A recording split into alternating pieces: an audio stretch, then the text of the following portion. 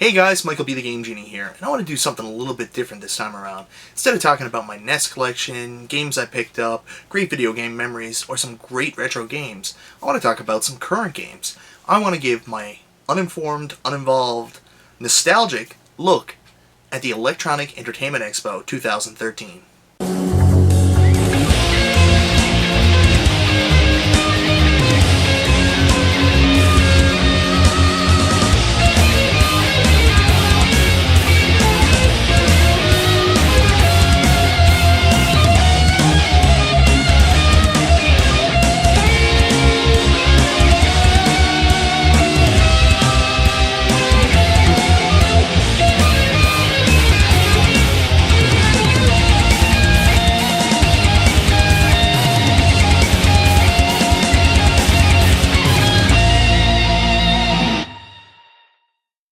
So guys, this is the view you pretty much see every time you look at me with all my retro games here in the background. I've got a bunch of retro systems over there, and this is the room where I play all my retro games. But anybody who actually knows me know that I actually still play current games. I haven't been as big a fan in the last couple of years. I've been focusing more on playing games for my retro systems and collecting for my retro systems. But every now and then I still will pick up some new games, such as the Wii U and the 3DS and the releases for that, and I've really been enjoying them. So this is the first year in probably about 2 years I've actually been paying a lot of attention to the Electronic Entertainment Expo, or E3 as it's now commonly known. And I want to give my thoughts on some of the announcements that came out. First off, let's get the albatross out of the way. The Xbox One. First of all, I mean, a lot of people thought this was going to be called the Xbox 720, the Xbox Infinity. I don't really have a problem with the name, the Xbox One. It's fine the way it is. I think what they're going for more is explaining how the Xbox One is a one-stop entertainment system, and that's what the One stands for, more so than trying to give it any other kind of name. I'm not that impressed with the Xbox One. It's $4.99. It has all the things that gamers are complaining about. The 24-hour check-in, you can't use your used games. Games become redundant within 10 years. But honestly, that doesn't concern me. I didn't really have a lot of intention of picking it up anyways. I'm not too unhappy with the design. It looks okay. But realistically, at that price point, $4.99, I don't think that's something I'm going to rush out and buy. Really, the only game that I even saw that I was really interested in for it was Killer Instinct. But honestly, I'm not even that big a fan of Killer Instinct. It looks really cool, and they're going with kind of a weird side design. If anybody's ever played Super Street Fighter 4 on the 3DS, it's going to get that 3D aspect to it. They do a lot of cool nostalgic things, but really it's not enough to turn the tide and have me go over and purchase an Xbox One. Next thing I want to talk about is the price. A lot of people are really wanking at the price of $4.99 and saying, wow, this is crazy. It's too much money. I'm blown away. Guys, do you not remember the release of the PlayStation 2? Do you not remember the release of the original Xbox 360? The release of the original PlayStation 3? The PlayStation 3 was $5.99 for God's sakes when it originally came out. Relax. Speaking of PlayStation, PlayStation 4 was also announced, and it looks like it's going to be a really cool system. A lot of people go back to the last generation. They talk about the wars, and they talk about the Xbox 360 was the dominant system. PS3 was basically just surviving. I'm going to be upfront and honest with you. Out of the last console generation, I played no system more than my PlayStation 3. And I thought it was the best system, honestly. I thought it had the best connectivity to the internet. I love that free connection. Thank you, PlayStation. I know you're taking away with PlayStation 4, though. So the PlayStation 4 immediately came out, and it swung for the fences. It released the system. It's got a really cool design, really cool marketing, logo. PS4 looks really good, and of course, it came in at a price that was very reasonable. $3.99 for a next-gen console? Incredible. Excellent job, guys. But what really, really brought it over the top and gave me that kind of fun factor was this commercial on Lending Games. This is how you share your games on PS4.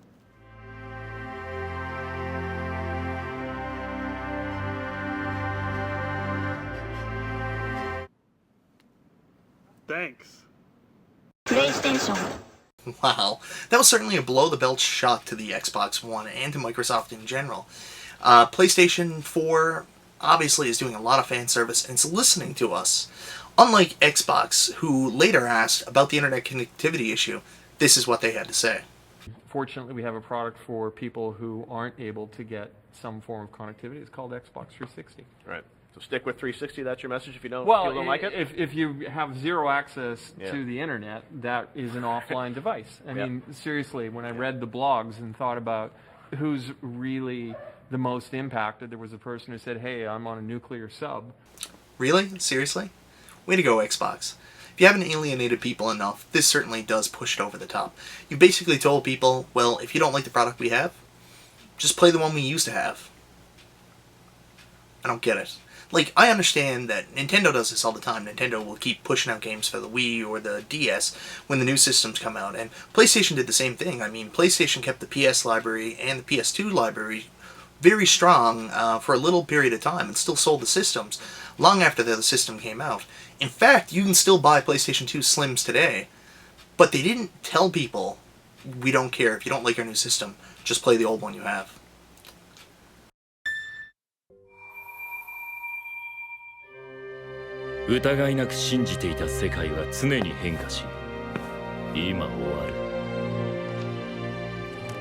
Now, another announcement that a lot of people were excited about was the announcement that Final Fantasy Versus 13 was in fact Final Fantasy 15. And being the big Final Fantasy fanboy I am, I'm going to be honest with you, I wet my pants a little bit. But I'm going to caution you, I actually looked into this a little bit more. It's very cool, it looks like it's got a great design, I love the real-life element, and I was a little bit concerned that it was going to be too real-life, but then all of a sudden I saw the airships in the background, so that made me feel a little bit better. They've gone back to talking about the crystals, which goes back to the original Final Fantasy.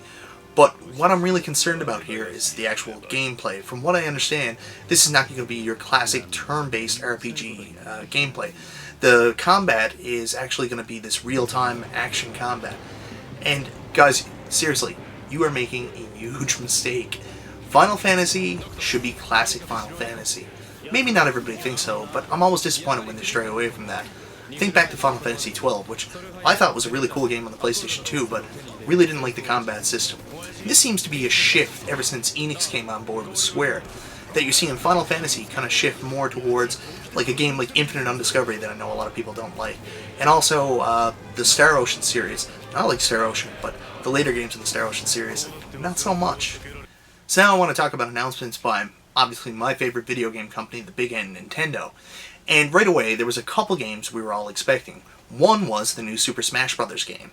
And to tell you the truth, I know I'm going to get a lot of hate for this, but I've never been a big fan of the Smash Bros. Series. I don't enjoy it. I don't know. I'm not a huge fighting game fan.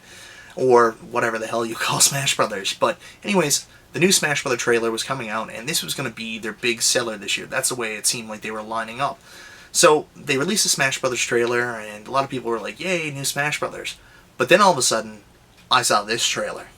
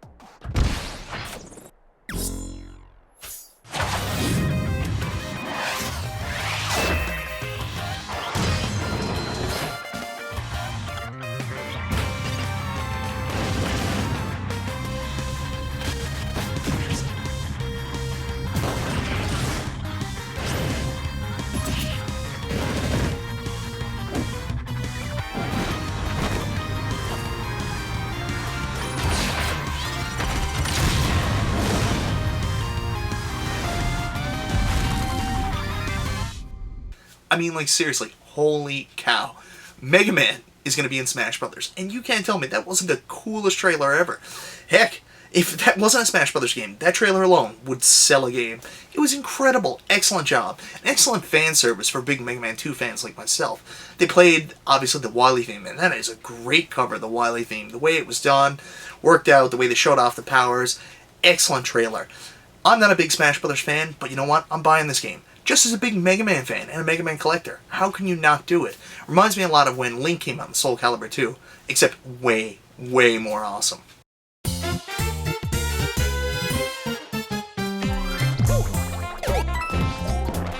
Of course, Nintendo showed off the game that a lot of people were looking forward to, which was the new Mario game. And a lot of people were thinking this is going to be the definitive Mario title for the system. So they were expecting Mario Galaxy 3 or maybe a whole new, brand new Mario idea. But what in fact they did was they came out with Super Mario 3D World. And a lot of people are really upset by this. They say, well, this is not the Mario game I'm looking for. Have you played Super Mario 3D Land on the 3DS? It is friggin' incredible. Like, it is really enjoyable to play. There's so much nostalgia and a feel for Super Mario 64 to the game that I don't understand what the problem is. Super Mario 3D World looks like it's going to be incredible. Is it the next-gen Mario game everybody expected? No. But it's going to be fun. Mario got a cat suit. Tell me that ain't cute. I've got 3 cats. I love cats. And it looks like it plays like a lot of fun. Prefer just to have the Lakitu boot and the classic Hammer Brothers suit maybe, but you know what? Cat suit. Looks like it's going to be a blast. Everybody stop trashing on Super Mario Brothers 3D, Super Mario 3D World. Mario Kart 8. What do I have to say about it? Mario Kart is what it always is. It's Mario Kart. You are guaranteed to have fun. Simply put, looks really cool. And I don't know how to take the electromagnetic wheels where you can turn upside down. I'm going to wait and see on that one, but I've never been swayed by Mario Kart. Every Mario Kart game I've played has always been consistently fun. Is it a lot of repetition of previous games? Yeah, but it's Mario Kart. It's always fun.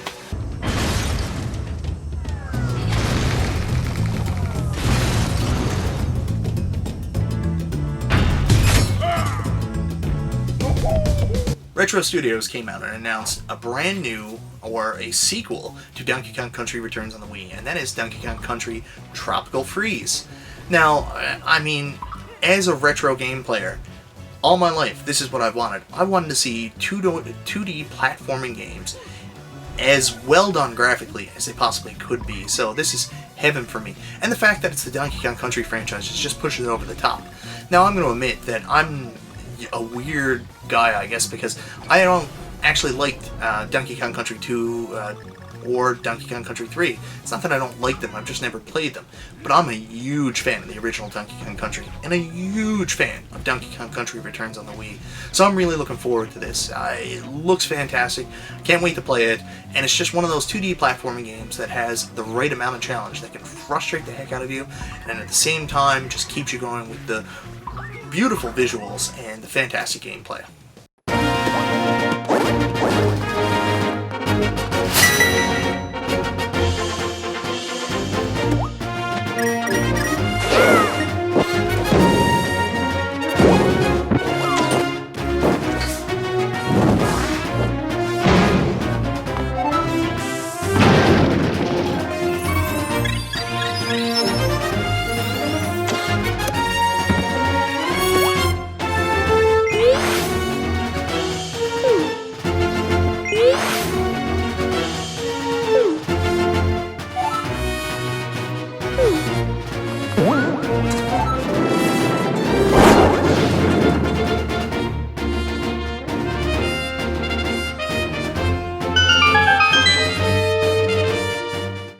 There's absolutely no way I couldn't talk about this last, because to me this is the most important thing that came out of E3 this year. I know it was already announced, but to see the full trailer and to actually get the name of the title, The Legend of Zelda, A Link Between Worlds.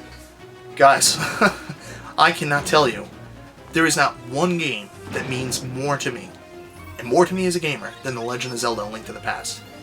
It is, and check this off, my favorite game of all time. And the fact that they were coming out with a sequel, I heard about this about a year ago, actually a little bit more than a year ago, and it never materialized. They obviously released The Legend of Zelda Ocarina of Time on the 3DS, and I had heard rumors that they were going to go with a Majora's Mask remake as well, as opposed to this. But I'm so excited this is coming out. It looks incredible. I'm a little concerned because I know the hieroglyphic thing where you jump on the walls, Legend of Zelda seems to be really focusing on these kind of like gimmicks lately. You know, you go back to Twilight Princess turning into a wolf. But you know what? I'm going to give it a chance. And I agree with everybody. It should be called Hyrule Glyphics. I had trouble saying that. Anyways, I hope it lives up to its predecessor to some extent, and this is the game I'm most excited for. Legend of Zelda: A Link Between Worlds. I love it. So guys, to finish up, I thought Nintendo had a really strong conference. I know a lot of people are upset saying, oh my god, where are all the Wii U games? We expected more games to be out right away. Guys, take it easy. Nintendo always delivers. Just relax. Games are going to be out for it. Like, how many games do you need to play at once? So guys, that's just my opinions on what I saw from the Electronic Entertainment Expo this year. I'm looking forward to a lot of the games on the Nintendo, and I think I'm going to keep it cool with the Xbox One and the PS4 for now. I know they're going to be in very high demand, but I'm going to focus more on my Wii U and some of the titles coming out for that, and plus, as we all know, got a ton of stuff to play anyways. Anyways guys, this is Michael B. the Game Genie, and I'll talk to you next time.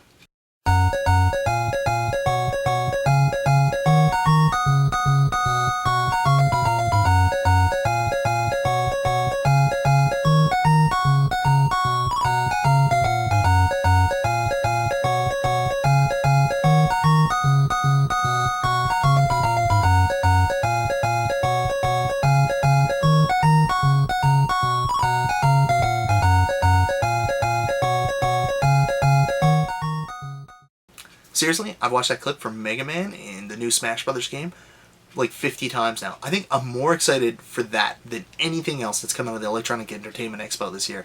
It was just so well done. That clip was amazing.